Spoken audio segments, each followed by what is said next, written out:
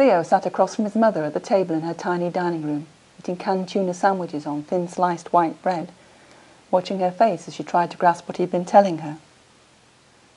Sarah Hellion, born Sarah Fernley King, was the youngest child of a much decorated and well-heeled army colonel who had retired to Gloucestershire. Brought up to the county life and rather spoilt, she had married Richard Hellion expecting to continue the lifestyle to which she had become accustomed. But her life had not worked out the way she'd planned, for the Hellion money and estates were already in decline. Sharp, but not bright, she had never got over the disappointment of her choice. Even so, and despite her sometimes waspish moods, she possessed a naive and ingenuous quality which normally Theo rather liked. At this moment, however, he was finding her lack of understanding frustrating. Her increasing isolation was doing her no good, he thought. She was drinking too much and becoming vague. So she was Simon's wife, she was saying now with a frown. Yes, that's right, but she still uses her maiden name. She's a classical singer known for singing sacred and baroque music, apparently. Was even on one of the BBC proms a couple of years ago. Here, I can show you a picture of her. He went out into the hall, and when he came back he had a CD in his hand, and he gave it to her and stood, looking over her shoulder as she studied the cover photograph.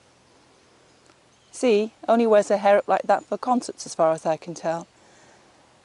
But she made a fool of herself a few weeks ago and hasn't appeared in public since. She's completely gone to pieces since Simon died, left London and bolted down here.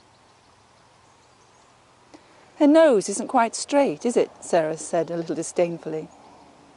Striking, I suppose, but not what I'd call attractive. What she looks like isn't really important, Theo said dismissively, throwing the CD on the table and going back to his seat. What's important is that since Simon inherited Hill and Hall from Aunt Felicity, now he's dead, Alexandra Munro is the only heir to his estate. Really? Are you sure? Aren't there any children? No, not a one. And of course I'm sure. I've made it my business to find out. Sarah nodded slowly. So you think she's going to live here? Yes, for the time being, anyway. Her shoulders sagged. You're disappointed, he said. Well, yes, aren't you? I suppose I thought that when Felicity died that somehow the hall would come back to us. It's not as though Simon ever showed any interest in it. I suppose I thought he might. Her voice trailed away. What? Give it back? I rather thought so too, but it was foolish of us, Mother. I suppose so. But now she's got it, hasn't she, Theo? And even if she wanted to sell it, we couldn't afford it. Maybe we could. She frowned. How? Even in the state it's in now, it'd still be worth a fortune. Sea and river views, land, all that history to the house.